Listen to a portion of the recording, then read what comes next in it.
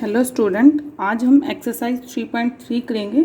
First definition हम करते हैं लेवल सरफेस की। Suppose f x Y z एक स्केलर फंक्शन है, देन एक सरफेस एस को हम एफ का लेवल सरफेस कहेंगे अगर एस के हर एक पॉइंट पे फंक्शन एक फिक्स्ड कांस्टेंट वैल्यू अटेन करे, यानी कि एस के हर पॉइंट पे फंक्शन की वैल्यू क्या है, फिक्स्ड है। इन जनरल जो लेवल सरफेस की इक्वेशन होगी वो कुछ इस टाइप की होगी, F x Y Z equal to C, जहाँ पर सी क्या है, कांस्टेंट है। और सी की डिफरेंट डिफरेंट वैल्यू के अकॉर्डिंग हमें एफ के अलग अलग लेवल सरफेसेस मिलते रहेंगे। अब हम एक एग्जांपल के थ्रू समझते हैं कि किसी फंक्शन के लेवल सरफेसेस क्या होंगे। अब देखो, हमने एक स्केलर फंक्शन कंसीडर किया f x Y Z equal to x square plus y square minus z. अब हम वो पॉइंट फाइंड आउट करते हैं जिन पॉइंट पे एफ एक्स वाई जेड किसके इक्वल है, जीरो के इक्वल। तो देखो क्या होगा हमारे पास, x square plus y square minus z equal to zero. It means z की किसके इक्वल है, x square plus y square के। और ये हमारे पास किसकी इक्वेशन है, एक पैराबोलॉइड की। और अगर हम इसका ग्राफ देखें तो कुछ इस टाइप का ग्राफ होगा।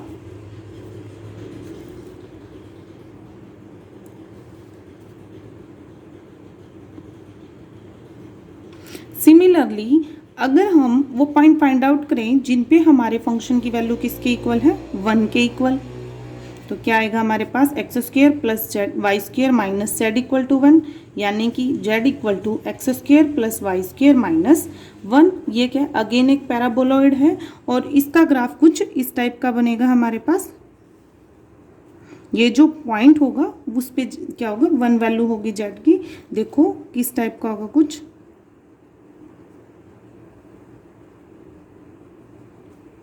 सिमिलरली अगर हम फाइंड आउट करें वो पॉइंट जिन पे हमारे फंक्शन की वैल्यू क्या है, -1, ये क्या आ जाएगा, x square plus y square minus z equal to -1, यानी कि जेड क्या आ जाएगा, x square plus y square plus 1। Again क्या है, एक पैराबोलॉइड और इसका ग्राफ कुछ इस टाइप का बनेगा हमारे पास।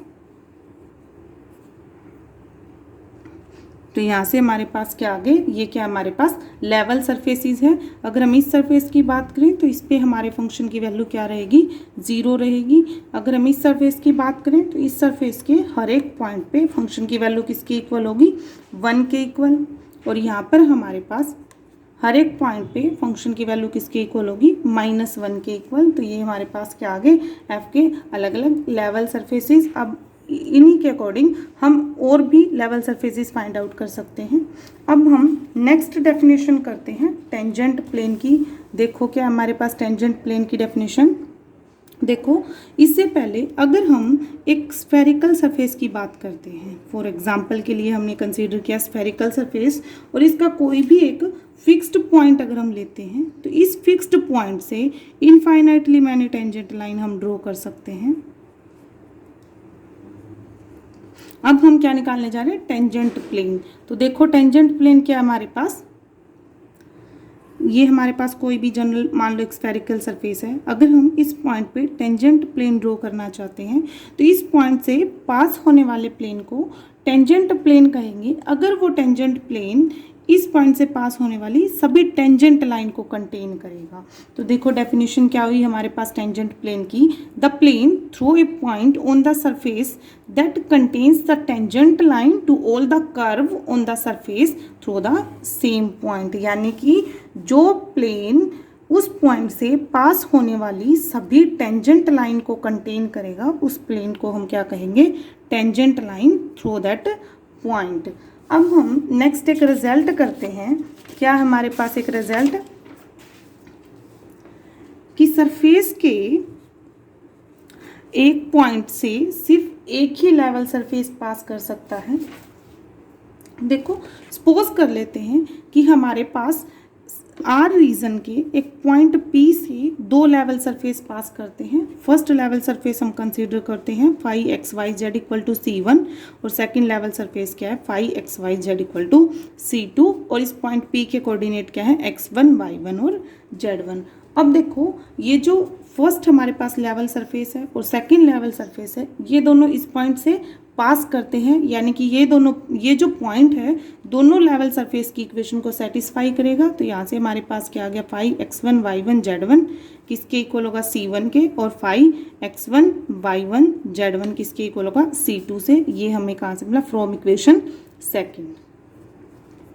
अब जो फाई है वो हमारे पास क्या एक स्केलर फंक्शन है, यानी कि एक पॉइंट पे यूनिक वैल्यू अटेन करेगा। तो यहाँ से हमारे पास क्या आ जाएगा, c1 इक्वल टू c2, यानी कि फाई एक्स वाई जेड किसके इक्वल है, c1 के इक्वल। तो यहाँ से हमारे पास क्या आ गया कि किसी अगर एक फिक्स्ड पॉइंट की बात करें तो उस पॉइंट से सिर्फ एक ही लेवल सरफेस पास कर सकता है। नेक्स्ट हम करते हैं geometrical interpretation of gradient phi.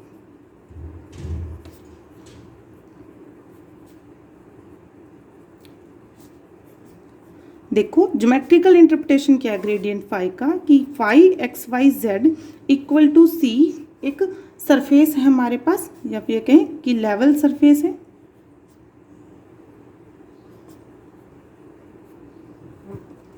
और जो ग्रेडियंट फाई है वो क्या होता है, नॉर्मल होता है फाई एक्स वाई जेड के। तो ये क्या इसका एक ज्योमेट्रिकल इंटरप्रिटेशन है।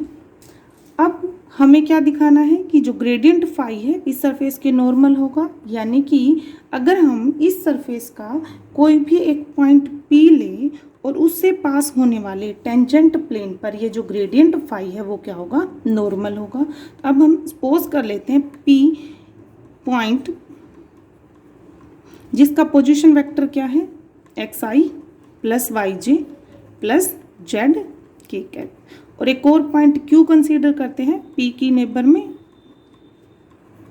जिसका पोजीशन वेक्टर किसके इक्वल होगा, r vector plus delta r vector x plus delta x i plus y plus delta y j plus z plus delta z k equal.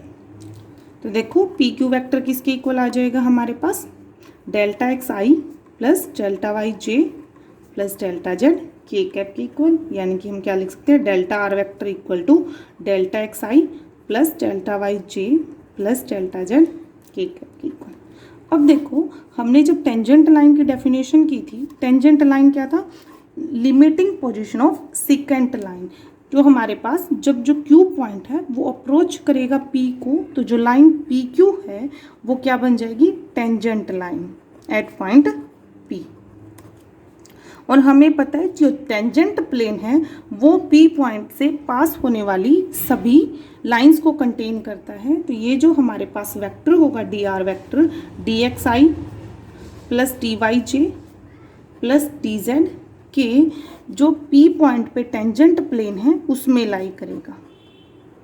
ठीक है, तो अब देखो अब हम डी फाई निकालते हैं। तो डी फाई किसके इक्वल होगा हमारे पास, फाई का partial derivative with respect to x d x plus phi का partial derivative with respect to y d y plus phi का partial derivative with respect to z d z. और इसे हम क्या लिख सकते हैं, curly phi by curly x i plus curly phi by curly y j plus curly phi by curly z k cap के equal, dot product with D x i plus d y j plus d z के। ये क्या हमारे पास gradient phi, और ये क्या हमारे पास D r vector. और देखो जो फाई है वो तो क्या हमारे पास एक कांस्टेंट है, तो यहाँ से हमारे पास डी फाई किसके इक्वल आ जाएगा, 0 के।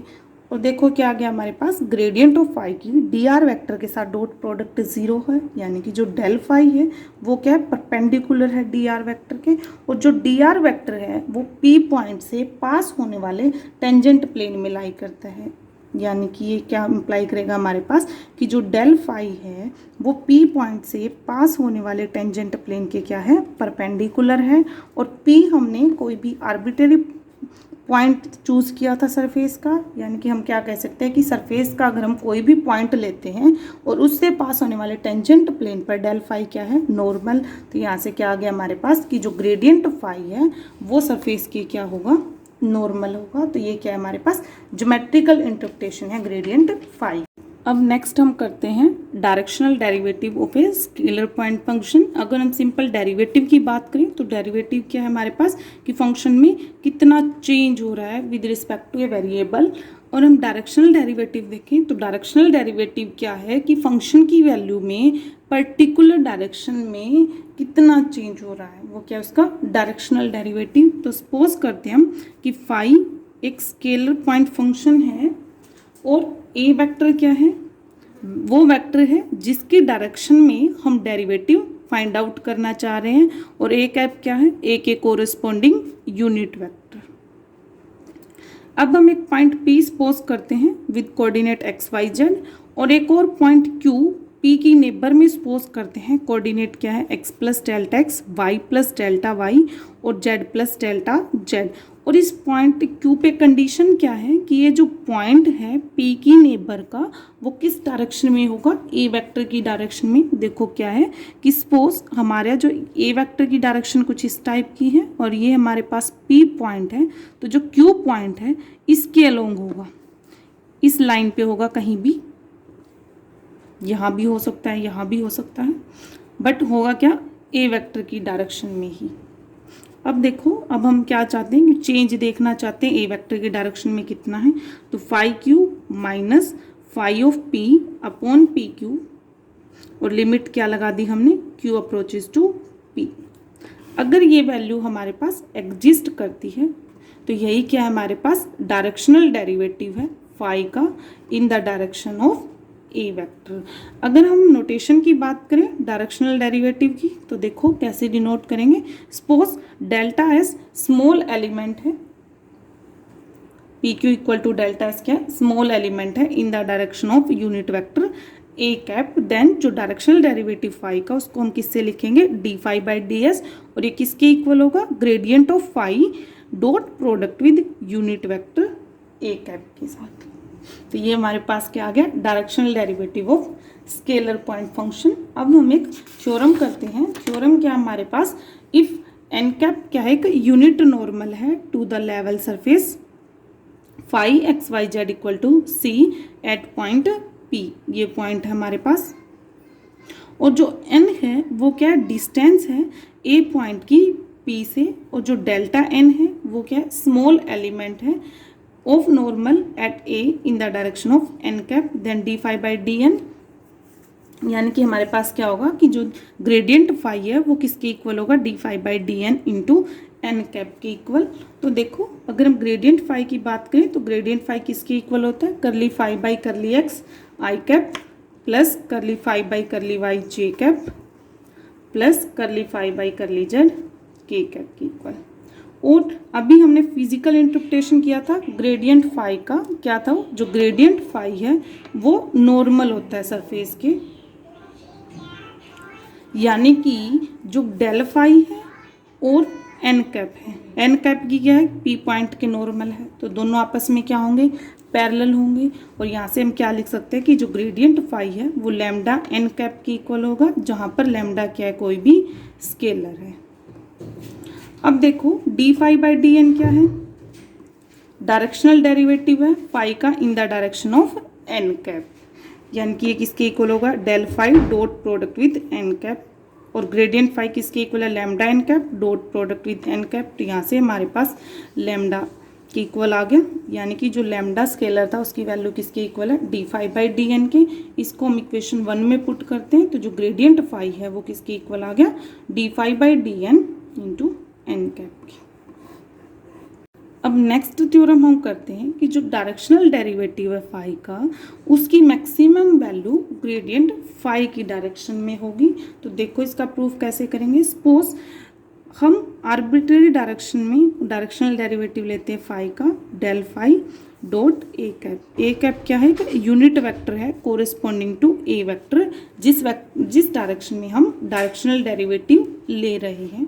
तो देखो अभी हमने पीछे किया कि डेल फाई किसके इक्वल है, d phi by d n into n cap dot product with a cap, और ये किसके इक्वल आ जाएगा, d phi by d n cap dot product with a cap, और ये किसके इक्वल होगा, d phi by d n into cosine of theta, where theta क्या है, एंगल बिटवीन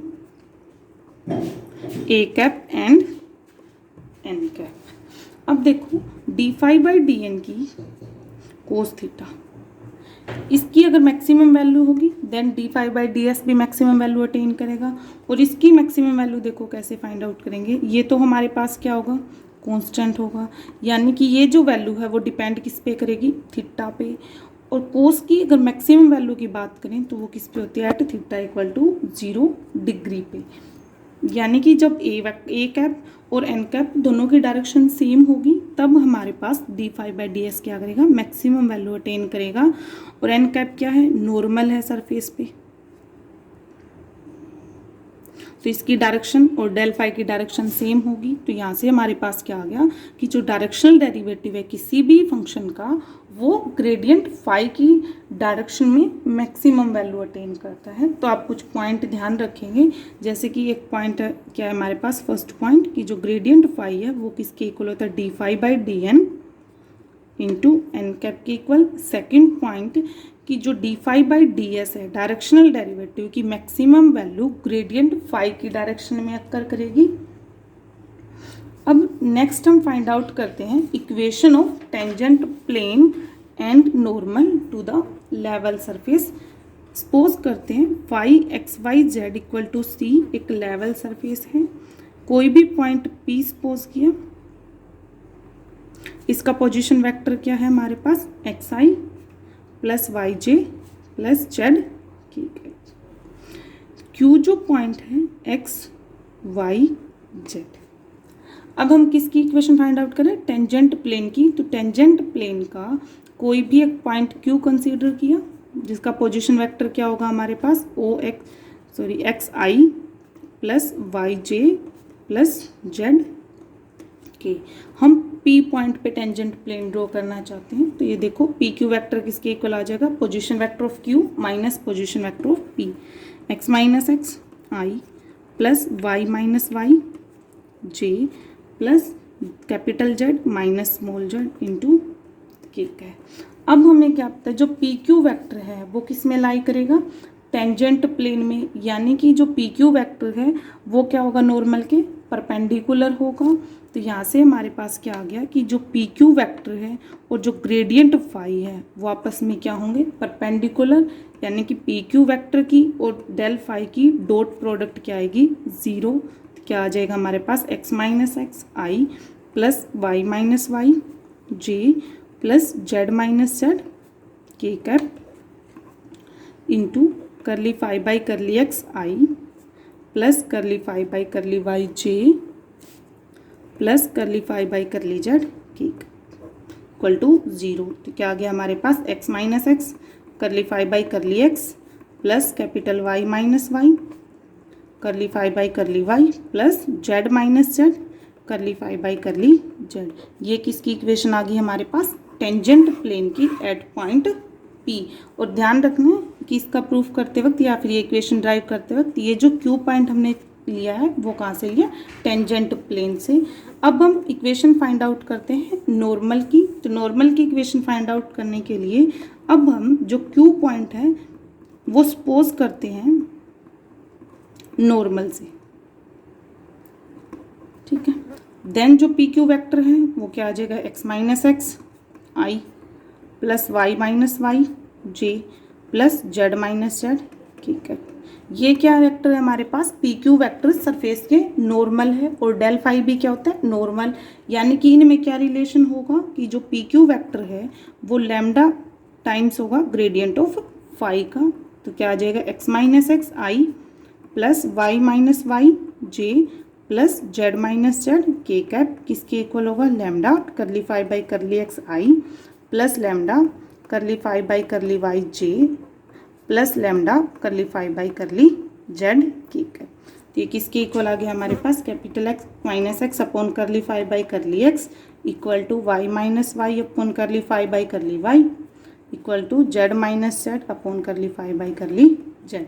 ये किसकी इक्वेशन है हमारे पास, नॉर्मल की एट पॉइंट P। तो यहाँ से आप ये दोनों याद रखेंगे कि अगर हमें किसी arbitrary point x Y z पे टेंजेंट प्लेन की इक्वेशन ड्राइव फाइंड आउट करनी है तो इसका यूज़ करेंगे, और अगर हमें नॉर्मल की इक्वेशन फाइंड आउट करनी है तो वो ये है। अब नेक्स्ट छोटा सा रिजल्ट करते हैं कि अगर हमें कोई भी दो लेवल सरफेसेस गिवन है और उनके बीच में एंगल फाइंड आउट करना है तो कैसे करेंगे। उन दोनों सरफेसेस की जो नॉर्मल है उनके बीच में जो एंगल होगा वही दोनों सरफेसेस के बीच में एंगल होगा। तो देखो del phi 1 और del phi 2 दोनों क्या होंगे, नॉर्मल होंगे surface phi 1 and phi 2। Then जो कोसाइन ऑफ थीटा होगा वो किसके इक्वल होगा, del phi 1 dot product with del phi 2 divided by magnitude of del phi 1 into magnitude of del phi 2, और जहाँ पे थीटा क्या है, angle between these two surfaces. तो इस रिलेशन की हेल्प से हम कोई भी दो लेवल सरफेसेस के बीच में एंगल फाइंड आउट कर सकते हैं। अब हमारा जो ये एक्सरसाइज 3.3 के बेसिक्स था वो हो चुका है। नेक्स्ट वीडियो में हम क्वेश्चंस करेंगे।